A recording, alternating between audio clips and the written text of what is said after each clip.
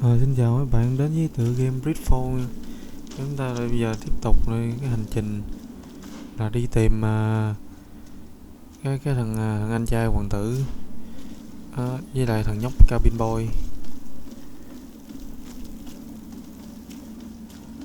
Thì bây giờ quyết định là đi tới bến cảng trước để gặp ông nội thuyền trưởng, hỏi thêm thông tin.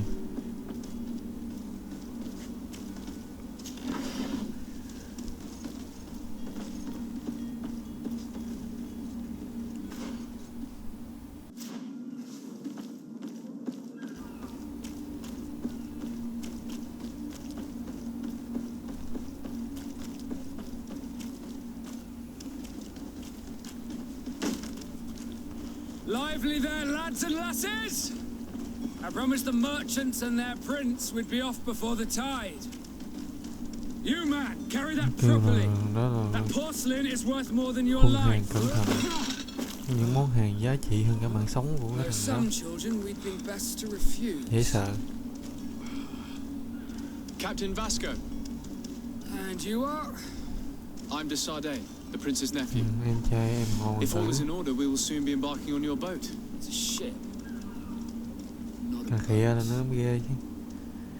Nó là con thuyền. Nó là con tàu chứ không phải cái thuyền. He didn't come home this morning. I need to find him before departure. I hope nothing's happened to him or he hasn't changed his mind. The tide does not wait. Perhaps he simply celebrated his imminent departure with a little too much enthusiasm. Is everything ready?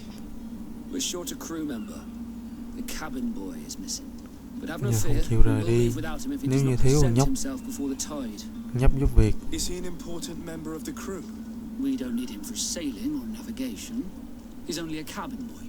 He must have simply had a bit too much to drink in celebrating his departure, like another I know. I doubt that. Jonas was never one to fancy drink. And it's been 2 days since last he was seen. Tình nghi là có gì đó tồi tệ xảy ra với nhóc đó. Could you report it to me? I would like to set sail with a clear mind.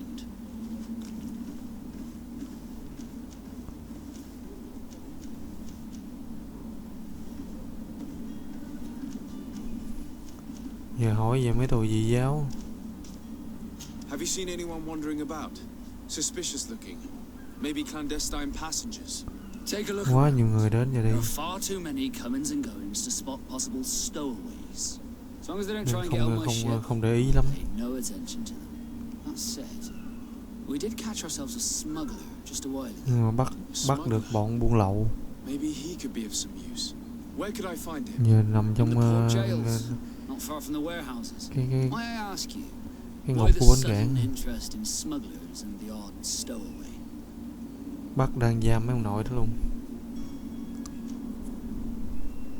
Giờ kêu ông nội nữa nói nhiều thêm, móc môi thêm thông tin của ông nội. The ambassador of Teleme has entrusted me with the job of capturing them. Happy to see that you trust me enough to seek my counsel in the affair. Just so happens that I heard someone talking about the couple. The Cardinal's men are far from discreet. They're making quite some ruckus, asking to search our warehouse. Một cặp đôi gì đó. We of course refused entry. Only the Nords have access. I'm sorry, Your Excellency, but I'm certain the potential stowaways aren't far. But we won't allow you to make a search to grab them. Not officially, at least. What do you mean? That discretion and malice are often more useful than titles and words. Giờ hỏi lần cuối nhìn thấy thằng nhóc đó, thằng nhóc giúp việc là ở đâu? It's been 2 days since I've had any news at all. It wasn't out of the ordinary until this morning. My men have free shore leave when we're at dock. But the day of departure, every able-bodied sailor must be present on the ship. Does the boy know anyone in Surrey? Quen biết ai ở nơi này không? I think so, but it's difficult to be sure. Bạn bè thân thiết. Có ai ở đây? Does he have any close friends amongst the crew? In tradition, we are all members of the same family. But yes, there would be có hai đứa. Might I have a word with them? As you wish. You'll find them over there. Chỉ dòng này nơi tìm. Could you tell me a little about your guild? We are masters of the oceans. Our ships can sail where no others dare. Thanks to your magic, so I've heard. How do you become a Nord? Our magic, yes, that only the Nords master. As for your question, any child born on one of our ships is seaborn. He is a Nord from birth. Others are sea-gifted, joining the Nords for different reasons, often from a young age. It's how the guild is made and maintains its numbers. Hỏi về hòn đảo Paris chứ, Could you tell me cái anything nơi about our sắp destination? đi đến. The island of Tirfredi. It is a magnificent place. Wild. Spared from your wars and your mines for now. The natives have a relationship with their land and consider it sacred. They're a very friendly people, welcoming, that will appear to you strangely familiar. I've also Có rất nhiều many exotic sinh vật to lớn, creatures, some một số thì rất là độc but I hại. wouldn't know what else to tell you. I've never strayed far from the ports. Người nghĩ gì về bến cảng? You referring to this one? It is the biggest high sea thanks to your prince, even though it remains part of your city. Certain zones are owned completely by us, and maritime law holds office. It's a... Be back soon, Captain. We need to have a word with that people smuggler the sailor mentioned. He's a captain, Kurt, like yourself. And in order to interrogate the smuggler, we'll need to find a way into his jail.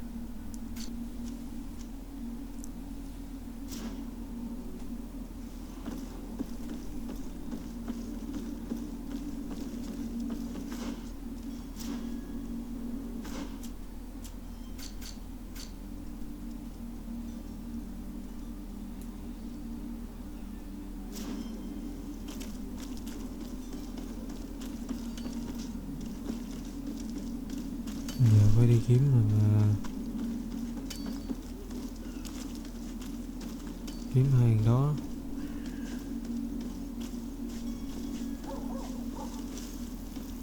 Hành trình hết sức gian nan vất vả.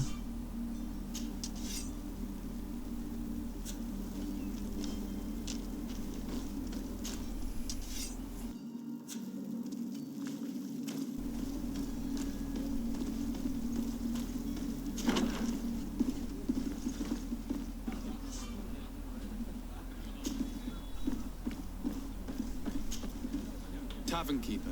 I see you're back. Can I pour you something this time? Giờ hỏi về Constantine, thằng anh họ hoàng tử. I'm looking for my cousin. His name is Constantine. I believe he was intent on celebrating his departure last night. There was indeed a party here last night, but it ended badly. Whatever do you mean? A brawl broke out. My tavern was Nó shattered, có cuộc and no ẩu đả one's xảy paid for ra. the damages. I'm sorry. Amongst the rebel rousers, did there happen to be a young man? 20 years of age. Hair down to his neck, light Thằng hoàng tử brown, thì có blue eyes. Quite the talker. I don't tóc believe màu it. xanh. Of course he was there. He's the man Khoảng that tầm started 20 the tuổi. fight. I hope you've come to reimburse me. Don't count on me to help you if that's not the case. What kind of damage are we talking about exactly? A good half of my furniture was broken into firewood. I piled up the lot over Bây giờ there. thiệt hại nặng nề, không ai chi trả Perhaps it cho can be cái repaired. sự thiệt If you hại của can ông nội. fix it, I'll be obliged. Giờ ông nội đã đòi này phải chi trả lại. You'll need to pay. Chơi thằng anh ăn mặn em khát nước rồi. Here you are, to cover your expenses. Excellent.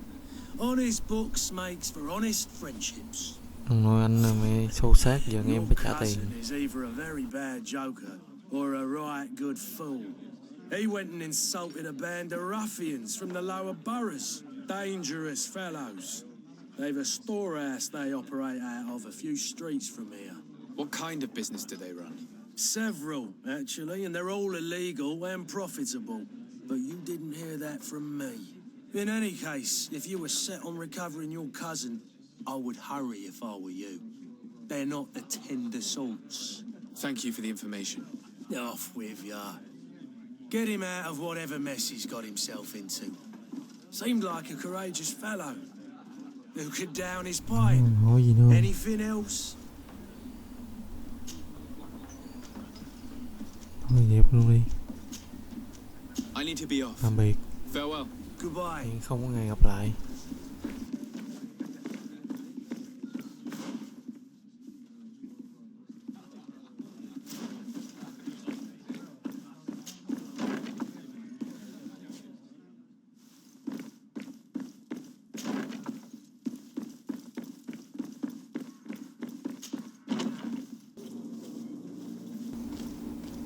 Hai ông nội trốn kỹ quá, kiếm hai ông nội này chật vật chết.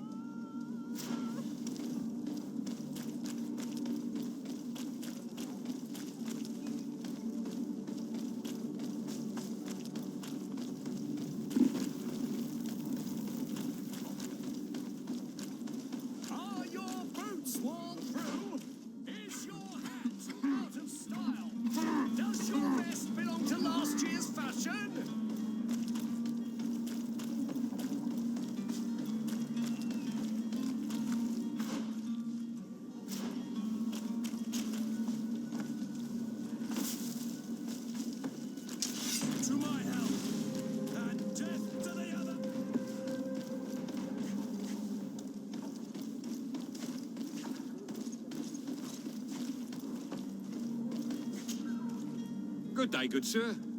How might I be of service? You can start by explaining to me why you refused to honor the orders agreed upon with the guard.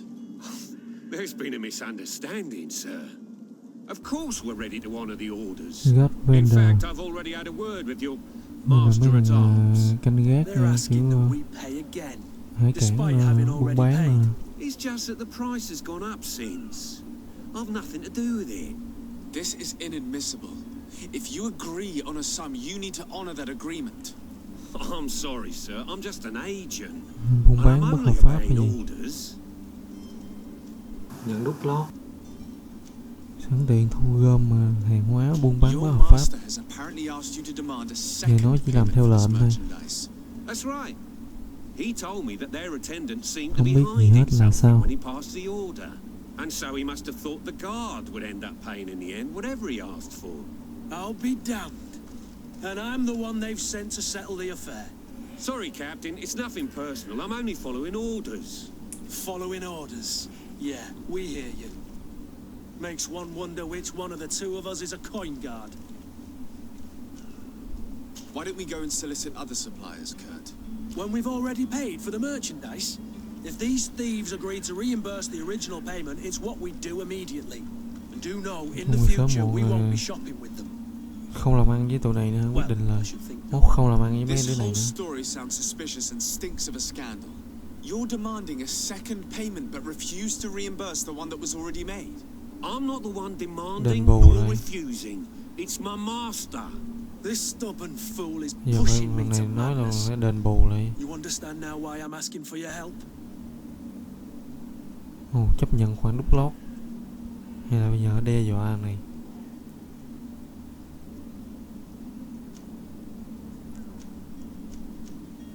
Đe dọa tỷ lệ thành công 75%. I don't think you understand who you're dealing with. Perhaps I failed to present myself properly.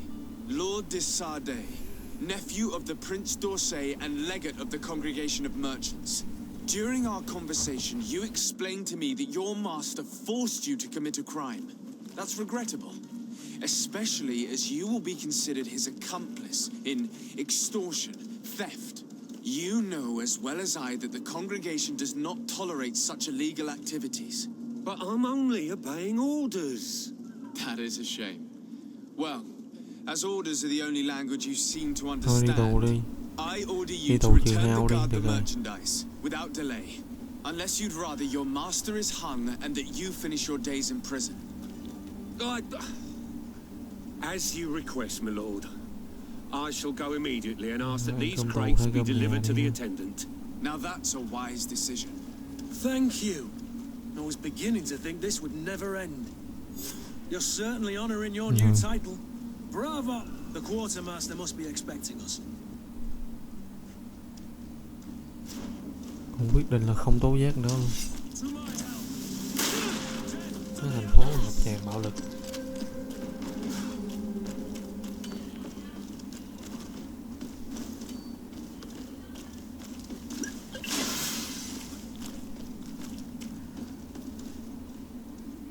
Đi nữa hơi bị người ta nhát súng người ta bắn rồi.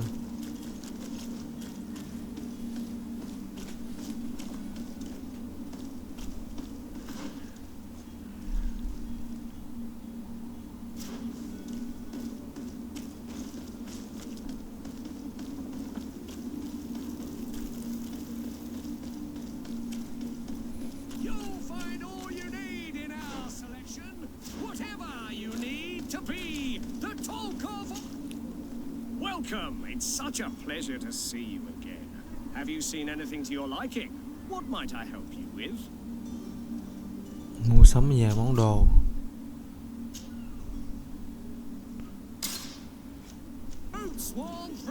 Vẫn chưa đủ tiền để mua này mấy cái thuốc để định bồi thường cho mấy cái đám đông kia nữa.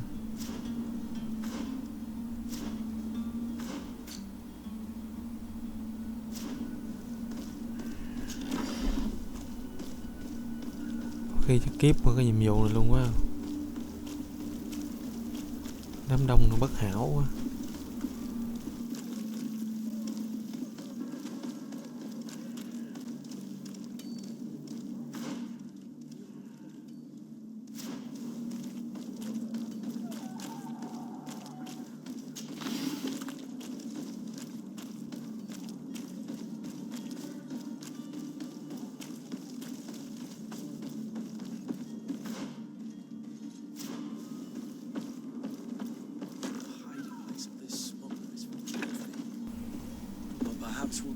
Bây giờ vô để gặp bọn mấy thằng buôn lậu nè.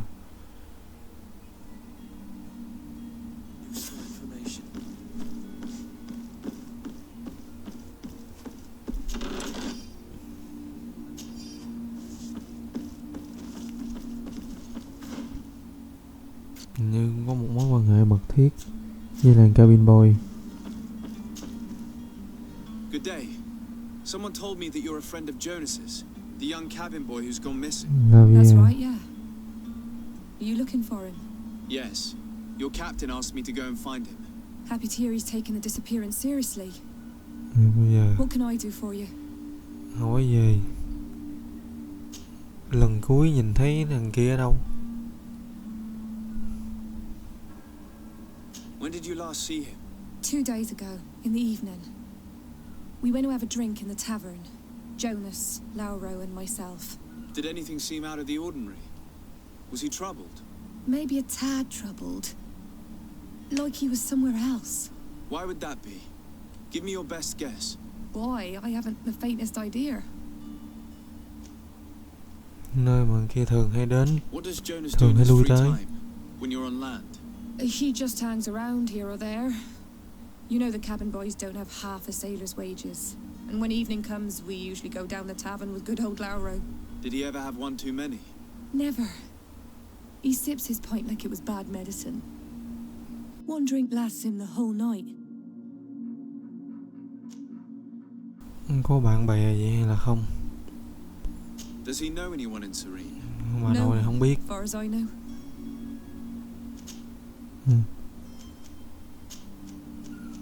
Có kẻ thù gì Do không? you think he could have made himself any enemies? I wouldn't think that for a moment. Jonas has a good heart and he steers clear of trouble and troublemakers. I don't know where to start with this. Do you have any idea? No. Lauro won't stop telling anyone who will lend him an ear that the boy was carried off by thugs. And you don't believe him? I like Lauro, don't get me wrong, he's like a brother. But to be honest, he drinks a little more than he should. The itch for a drink gets us all, but to him more than others. And when you drink too much, the imagination wanders. Here, yesterday, it was me who tied one over, and I thought I heard Jonas's voice by the canal. I called back to him, as you guessed, but then nothing. Nhưng mà cuối cùng là It blurs the senses. Biến mất luôn, mất tích, mất dấu vết. What do you think about Captain Vasco? He's a damn good navigator and an excellent Hỏi leader ông of thuyền men. trưởng He Vasco, knows his craft well, in spite of being so young. How old mới is he? 25 tuổi He's thôi, not seen his 25th year yet. mà khá là có If he trình độ. keeps it up, he'll be an admiral one day.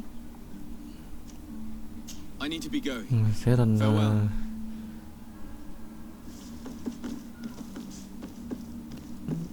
nói chung là đô đốc kiểu vậy đó. Dòng ngày không xa.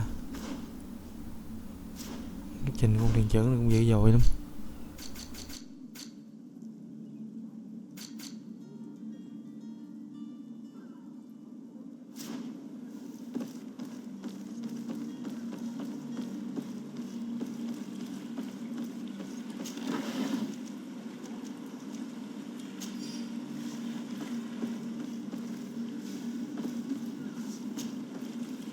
Good day, sailor.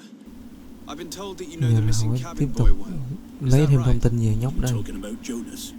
You bet your stars I know him. But like I've been crying to the 9 death winds, he didn't go missing, he was taken.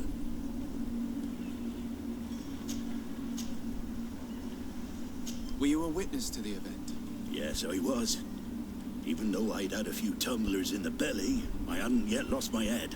The other day, Một người in the thì thấy tavern, nó đang nói I chuyện với saw một người him đàn ông ăn mặc talking hết sức to a đàng hoàng well-dressed man, và một surrounded số by some other sly ruffians. số tên côn And then đồ. when we left, him and I, Flavia left a little earlier, you understand. Well, those brutes were there, waiting for him. They just up and Mấy took con him côn đồ like này that. bây giờ Grabbed his arms and xách poof, nhóc đi. gone. Vanished. Why didn't you intervene? I tried to, believe me. But my legs betrayed me. Wavering they were.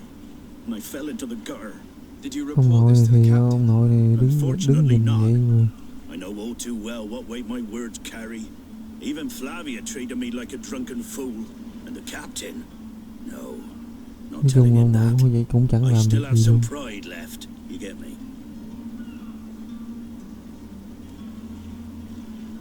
Were you a witness to the event? Yes, I was. Even though I'd had a few tumblers in the belly, I hadn't yet lost my head. The other day, in the tavern, I saw him there. Why did you... Unfortunately, Did Jonas seem troubled to you the night you disappeared? maybe. For sure, he wasn't his usual self. Do you know what was on his mind? No. No idea. Hỏi gì những kẻ bắt cóc. Người Why đã would bắt anyone want to nhóc đi. snatch a mere cabin boy? How would I know? Jonas is a gentle boy who keeps his head down. You think my story is Câu chuyện nothing khá là but mập this mờ. too, don't you? It's just that I can't imagine a gang of thugs hoping to get a ransom for a cabin boy. Did anyone else see the kidnapping? There was still a small crowd in the tavern. Số đám But đông, outside, I seem to recall một that số regular nhỏ being người there. thấy. We play cards with him from time to time. Kind of fellow who plays from morning to night time to be that skilled. But now and again he comes out. When nature calls, you know. I kind of remember his face being there.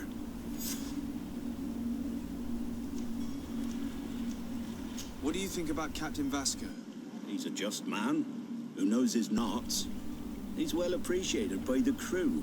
It's a Rồi hỏi pity ông that thuyền he hasn't trưởng much heart for Vasco. laughs now and again. Thì đây là một ông Always seems người khá unhappy, nghiêm our túc. captain. Thank you, Lara. I need to be going. Strange story this is. Something isn't right here, I can feel it. We need to lift the veil on me.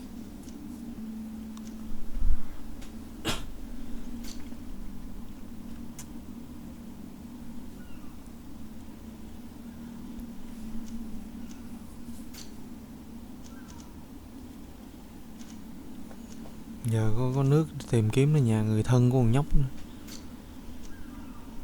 Thì có thể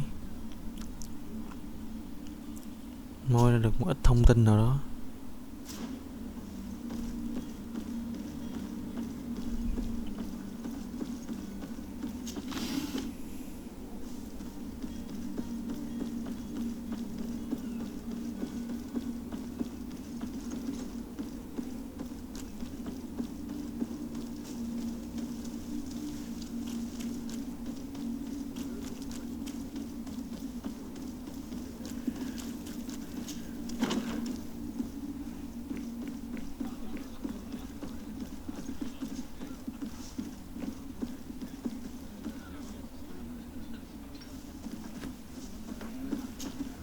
tavern keeper.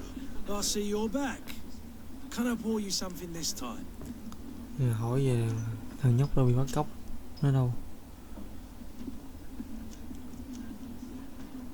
I'm looking for a Nort, a young cabin boy who's been missing roll call for 2 days now. A Nort, you say? That's not a lot to go on. There are Nhưng mà quite một a số few người that đến come cái to quán nào my cũng không tavern. nào cái này. According to one of his fellows, he would have been taken right here. A kidnapping in my establishment. You surely jest. Or at least I hope you do. I would have noticed. That doesn't hold water. Theo như ông nội này chứng kiến như đó không phải một vụ bắt cóc. Someone told me about one of your faithful clients. A big gambler, it would seem. I see. An able-bodied man.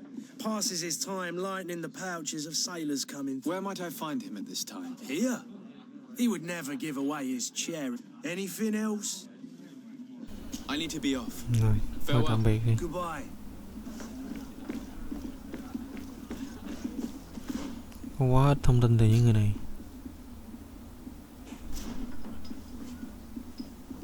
Không nói lên được gì nhiều hết. Who are you? I don't recognize you. Am I in your debt? No. Have no fear about that. It's for a different reason that I am here.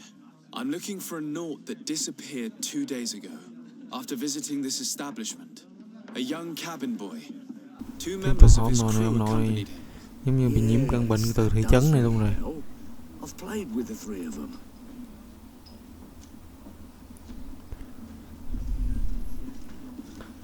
Hỏi về điều gì nó xảy ra vào tối hôm đó. A rich merchant came in with a band of strong arms. The kind of men you can round up for a few coins, if you catch my drift. They exchanged words with the cabin boy. The kid was defensive, not sitting pretty. Nhóc có trao đổi với mấy người đó. Có nói chuyện qua lại. Sau đó bọn họ rời đi. Needed some fresh air. And I think I might well have seen those same men grab him. Nó không phải là chuyện của ông nội này. I wouldn't have thought that they were kidnapping him if that's what it was. They weren't particularly rough with him.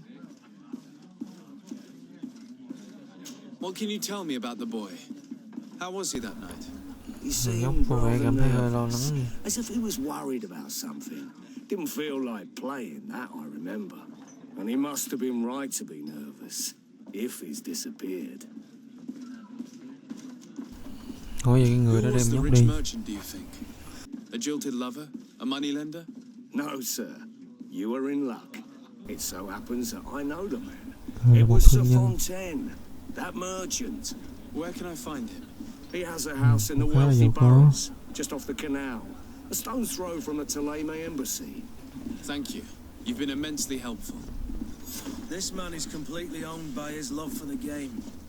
Do you think we can trust him? What would he gain from lying? I have no idea. But what would any wealthy merchant gain from holding a penniless child?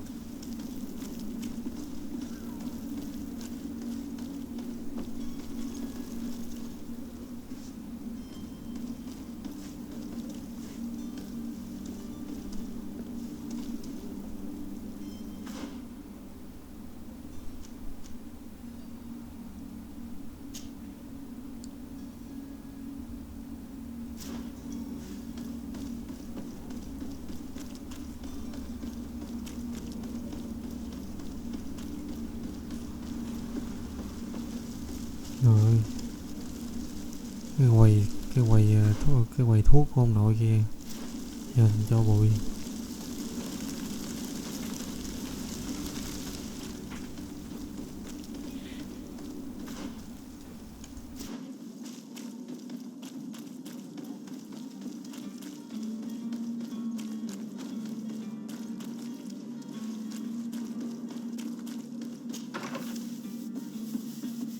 Might I help you, sir? I would like to have a word with Sir Fontaine. Rồi nhà của ông He's nội đó. absent, but the lady of the house could certainly receive you. Enter, please. Người đã đem thằng nhóc đi.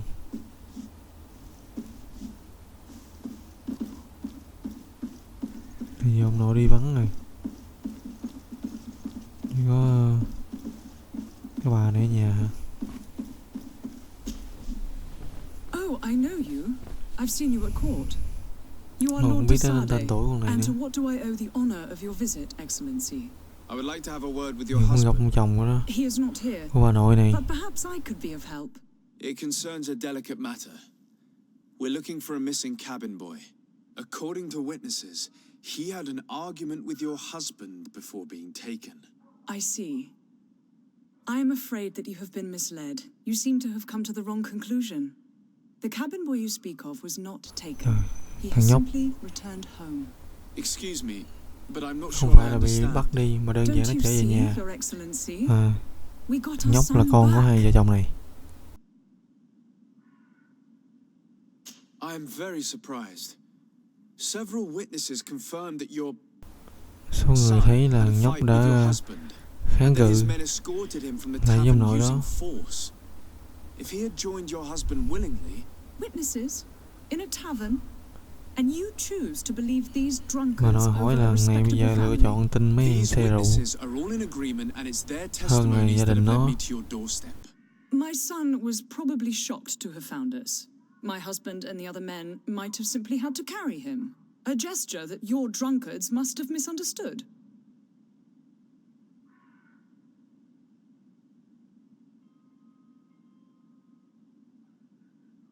What was your son doing on a naught ship? Why would they have taken him? It is what they do. Through pacts and contracts, Nói they chung steal là bây away giờ young không có lý children do from their gì mothers. What are you talking để đem about? nhóc đi. I would have thought that a vì legate đây would là know nhà của these nó. things. But it is true that you are Chưa chừng. young and inexperienced. It seems that you have been protected from the turpitudes of our own nation and their terrible allies. This horrible, constant ransoming that they put us through. But I will not say another word. You will have no trouble verifying the details now that you know what to look for. Where might I find your son now? I cannot say, Excellency. You must understand why. Until the Naughts have set sail, we live in fear they will take him back from us. This pact. It sounds like some fear-inducing story. The Naughts wouldn't be the first to recruit through dubious means. Excuse me, madam, but I have... If you would be so courteous, I would like you to leave. I have told you all that I have to say. Rồi thôi, đi. With respect, my Chắc lady. có lẽ giờ đi kiếm trao đổi trực tiếp với nhóc nữa.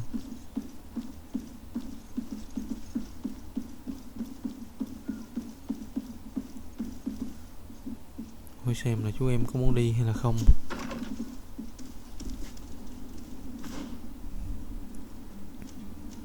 Chứ giờ bị gia đình bắt là thôi hết nói.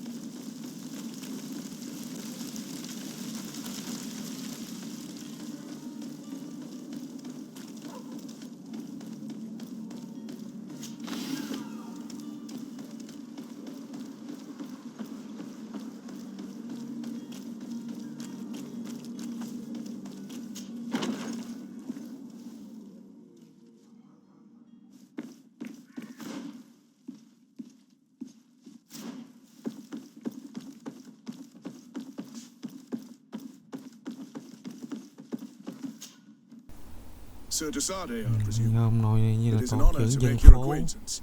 Captain, you set sail soon. Have you Con seen tàu to sẽ our lên đường little sớm thôi. business? Yes, we were finally able to recover your merchandise. Excellent news. I'm afraid, though, that your mission isn't completely finished, Kurt. Blast me, I'm a captain, not an errand Gì boy. muốn trả lại The commander was hàng hóa quite trong nội này hả? Very well. What do I need to do? The merchandise that you Ông nội muốn gửi obtained hàng needs to be tới sent to Tier as soon as possible. Tiradi. But the port authority formalities for shipping take an eternity to wade through. And we've already lost quite a bit of time with this dishonest merchant. Are you blatantly asking us to smuggle this merchandise and contraband? I would never ask you to do such a thing, Your Excellency. Ah, But you don't mind asking that of Kurt? Well, now, Đừng có mà nhờ. if he Rồi finds an sao? alternative solution that is less Phương án illegal, thay thế nào that would be fine. The method matters not. But this cargo must để reach cho the kiện isle hàng on của the ông next nội này ship. có thể cập bến trên hòn đảo đó. Well then, I await your return with utmost impatience. I'm certain you shall do what's required.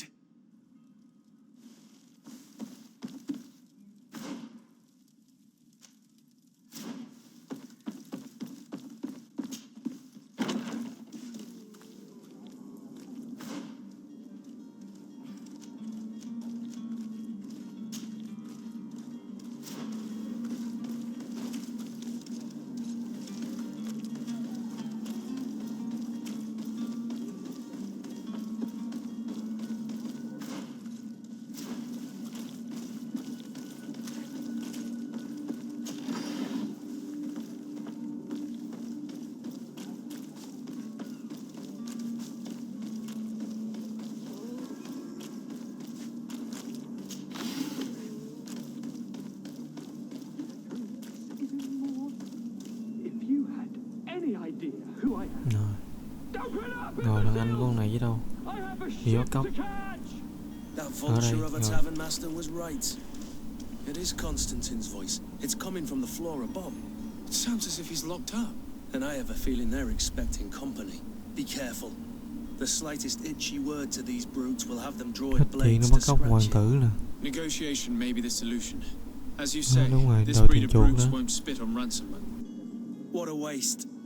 I'd rather sneak around them than give half a coin to these seedy fellows.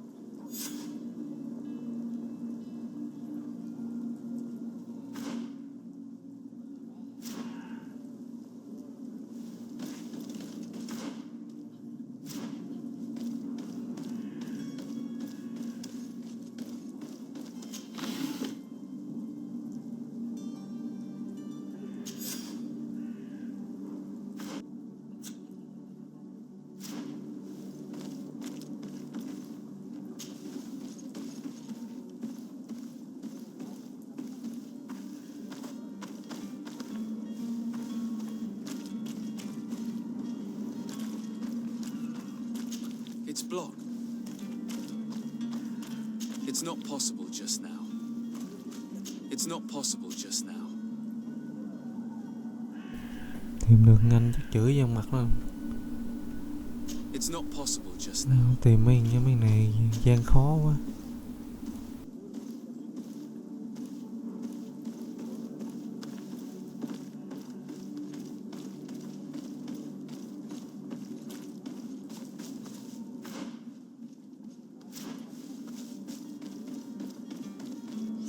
This man is going to move the car now if he keeps shouting like that. We should have gotten rid of him.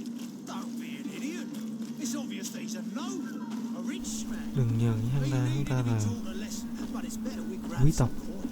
With all those posters. Mấy người đang hy vọng kiếm được khá khá món tiền từ tiền chuộc thằng hoàng tử.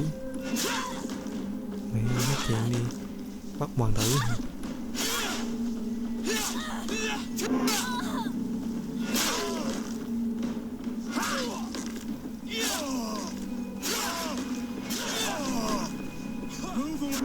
Bị luộc cả đám. Này thì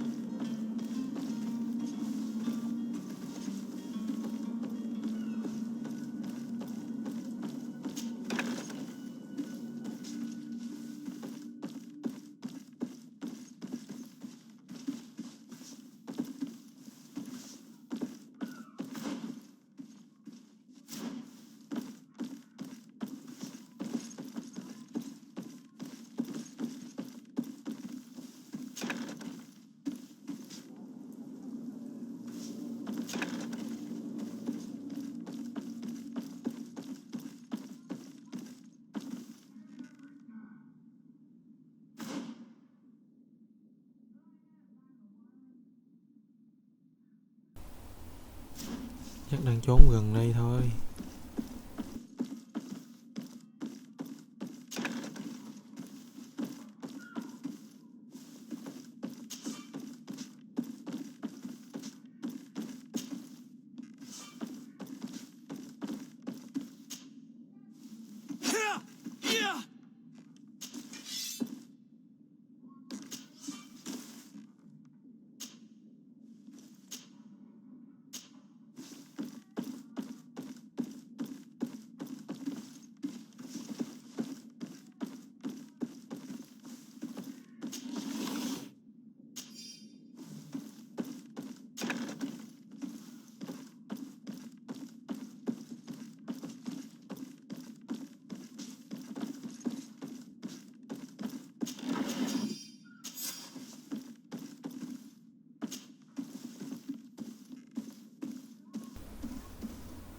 Nội núp quá kỹ rồi.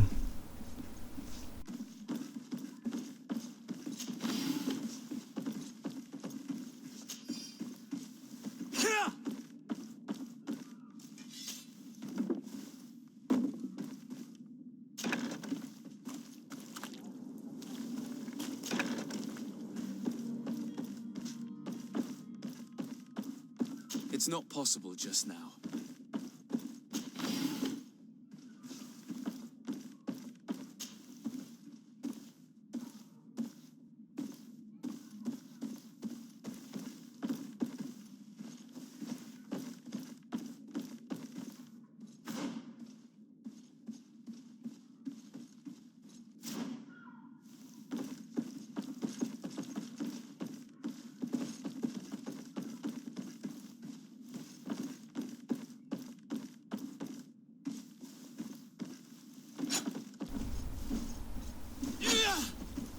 Rồi đã tìm thấy chìa khóa.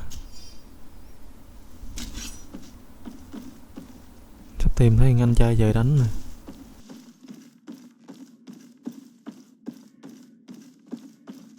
Locked.